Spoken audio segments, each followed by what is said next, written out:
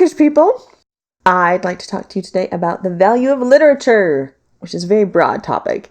Years ago, I gave an interview on this topic, and when I was contemplating beforehand what exactly to bring into the interview, there was no lack of ideas, because there's a lot there. But the three that rose to the top of my list were these. Books teach empathy, books validate our own experience, and books can teach us emotional vocabulary. Number 1, books teach empathy. When we read books, we usually get into the characters' heads, multiple characters' heads sometimes, and we get a detailed view of their experience, their reaction to it, and others' reactions to it. Now, a good book will make us have sympathy for that character. A great book will give us empathy. A well-written book will immerse us so fully in a character's plight that we can't help but feel what they feel. And because the situations and emotional responses that can be contained and explained in books is unlimited in their emotional diversity, it gives people a chance to experience in some small way the life struggles of a vast amount of people. And truly being able to feel that, to feel what it would feel like in those situations, builds up our empathy for different people in different situations that we would never experience ourselves because our life's experience is limited. Number 2, books can validate our own experience. When we find a character who we can relate to, someone who's experienced what we've experienced in our own lives, it can make us feel less alone. I'm thinking especially of middle school and high school age kids and young adults. Kids who are experiencing huge emotions for the first time and often don't know how to deal with it. Those kids might feel completely alone in real life, but they can find connection and camaraderie and understanding with the characters of a book. It can give them a chance to realize, hey, maybe I'm not crazy for feeling this way. Maybe it's okay. Maybe it's not wrong to be feeling this. In books, we tend to get a lot of inner dialogue. And of course, inner dialogue is the things that people don't say out loud.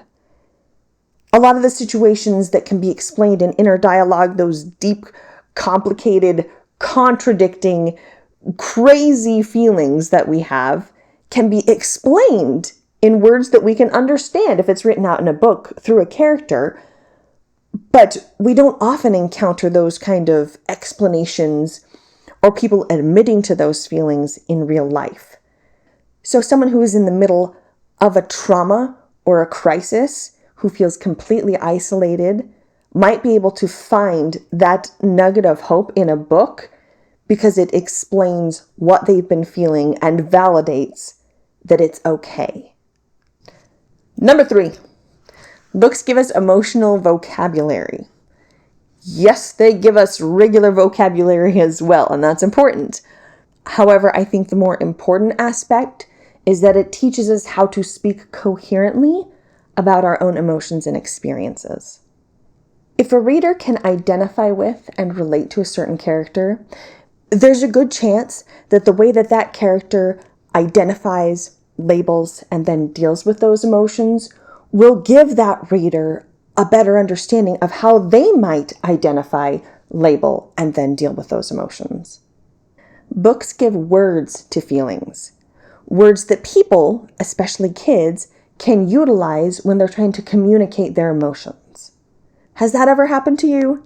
You're going along reading a book and suddenly a character drops a perfectly worded truth bomb that describes what you've been feeling and yet haven't been able to identify for who knows how long? That's a powerful thing. That's a gift. Books are a powerful tool. And while they can be used for unspeakable bad, they can also be used for unspeakable good. They can teach us about an unlimited number of people in an unlimited number of circumstances. And they can teach us about ourselves just as much. And they're cheaper than therapy.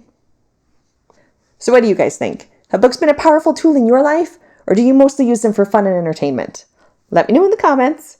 And as always, please like and subscribe to my channel if you would like more content like this. And there's also a bunch of weird, random stuff on the channel if you'd like to check it out. If you're interested in the Just Ella audiobook, it's in a chapter by chapter playlist that you can find right here.